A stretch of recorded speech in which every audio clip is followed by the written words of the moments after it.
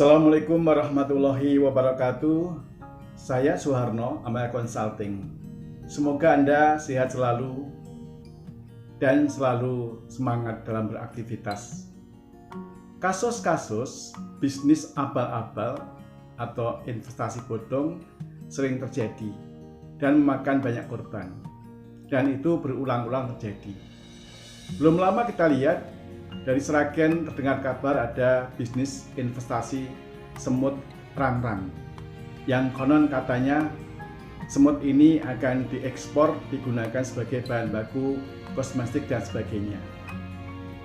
Ada ribuan orang tertarik masuk ke investasi semut rangrang karena dijanjikan keuntungan yang luar biasa. Bagaimana tidak? Dari harga per paket semut yang 1,5 juta, kemudian dipelihara dalam jangka waktu 5 bulan, akan mendapat keuntungan per paketnya 700.000, sehingga keuntungannya hampir sekitar 50%. Ini bisa terjadi karena masyarakat kita sangat suka sekali terhadap iming-iming keuntungan yang fantastis. Tanpa kerja keras, tanpa harus berkeringat, ia mendapatkan keuntungan. Dan mengapa masyarakat bisa masuk ke bisnis yang ternyata hanya abal-abal? Inilah kepandian dari seorang yang bernama Pak Sugiono. Dia mendirikan sebuah CV namanya Mitra Sukses Bersama. Dan beliau adalah seorang yang pandai berbicara, seorang pamiyoworo, seorang MC Jawa yang bahasanya sangat santun, yang sangat halus, pandai berkomunikasi, dan juga sebelum dia mengundurkan diri seorang PNS di Pemkab Sragen.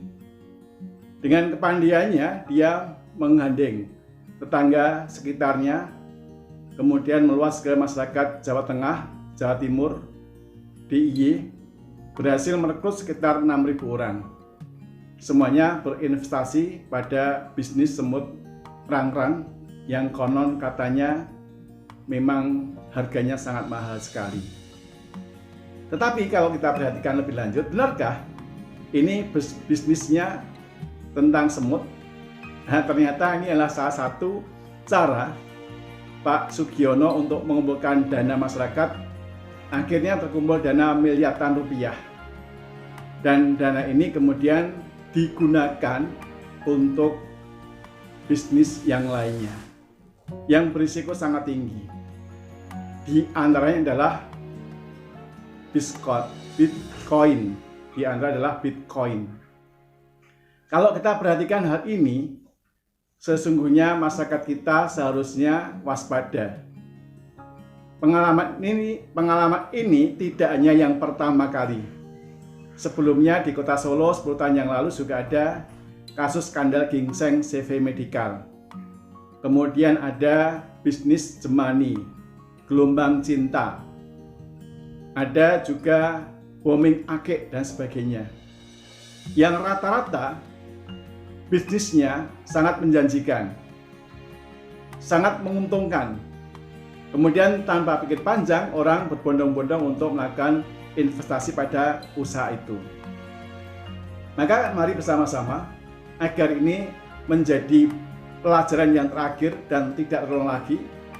Kalau kita akan berinvestasi, yang pertama perhatikan aspek legalitas perusahaannya. Coba kita lihat, Pak Sugiono memang punya usaha yang legal formalnya dalam bentuk CV. Tetapi Anda ingat bahwa menghimpun dana masyarakat dalam jumlah mencapai miliaran rupiah tidak cukup hanya menggunakan legalitas berbentuk CV. Usaha ini seharusnya juga didaftarkan ke Otoritas Jasa Keuangan atau OJK. Ternyata tidak juga. Kemudian yang kedua, lihatlah karakter, watak, profil dari pengelola. Kalau kita melihat sejarah ke belakang, ternyata Pak Sugiono ini punya catatan yang kurang baik. dalam beberapa kasus ternyata beliau juga pernah mengalami kasus-kasus yang melanggar hukum. Kemudian yang berikutnya, jangan hanya melihat keuntungan saja. Perhatikan sebuah pameo. Semakin besar keuntungan yang dijanjikan, maka risikonya semakin besar juga. Maka untuk mengurangi risiko itu, kita sekalian harus bisa membaca laporan keuangan. Atau kita belajar tentang akuntansi. Sebab akuntansi adalah bahasa bisnis. Seandainya masyarakat sebelum berinvestasi tidak hanya tergiur pada keuntungan, tidak hanya tergiur pada tokoh, bahwa dia tokoh yang disegani di masyarakat, seorang PNS, kemudian orang yang terpandang di masyarakat, hanya itu yang kita pertimbangkan, maka inilah yang terjadi akhirnya. Maka saya sarankan, baca dulu laporan keuangannya. Yang pertama, neraca. Dari neraca kita bisa mengetahui berapa besar harta, kekayaan, aset yang dimiliki oleh perusahaan yang bersangkutan. Dan dari mana sumbernya. Boleh jadi asetnya banyak, ya, gudangnya tersebar di mana-mana, kantornya juga tersebar di mana-mana, namun sebagian besar harta diperoleh dari utang. Kemudian modal sendiri hanya kecil saja. Maka dari neraca kita bisa membaca posisi keuangan perusahaan yang bersangkutan dari 3 hal. Yang pertama, harta, utang, dan modalnya. Ya, kalau Anda tahu persis bahwa ternyata harta yang banyak tadi sebagian besar adalah uang masyarakat atau dalam bentuk utang dari perusahaan atau pinjaman yang dia terima dari masyarakat, ya kita perlu waspada. Kemudian yang berikutnya adalah baca juga tentang laporan keuangannya. Berapa besar pendapatannya dan berapa besar biayanya. Kita akan tahu berapa laba ruginya. Setahu saya bahwa bisnis semut rang-rang ini hanya sebagai kedok saja. Namun ternyata dananya itu dialihkan untuk bermain, ya, investasi yang cukup berisiko tinggi, yaitu trading di Bitcoin dan sejenisnya. Itu saja yang saya pesankan kepada kita semuanya. Sekali lagi, dalam berinvestasi, jangan hanya melihat pada figur orangnya, melihat pada bentuk perusahaannya, namun juga coba perhatikan bagaimana perusahaan itu melaporkan informasi keuangannya dalam bentuk laporan keuangan. Maka sudah selayaknya kita semuanya minimal bisa membaca laporan keuangan yang paling mendasar, yang paling sederhana. Minimal 2 hal yang kita harus baca. Yang pertama adalah neraca, yang kedua adalah laba rugi.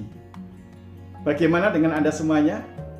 Silahkan berikan komentar di bawah ini. Kalau Anda sepakat ataupun tidak sepakat, berikan alasannya. Dan juga kami berharap ini kejadian yang terakhir tidak akan terulang kembali pada kejadian-kejadian berikutnya. Karena dalam situasi ekonomi yang serba sulit, orang akan berharap sesuatu yang ajaib. Apa itu? Keuntungan yang besar tanpa kerja keras. Selamat pagi untuk Anda semuanya, sukses selalu untuk kita. Assalamualaikum warahmatullahi wabarakatuh. Saya Suwarno, Amale Consulting.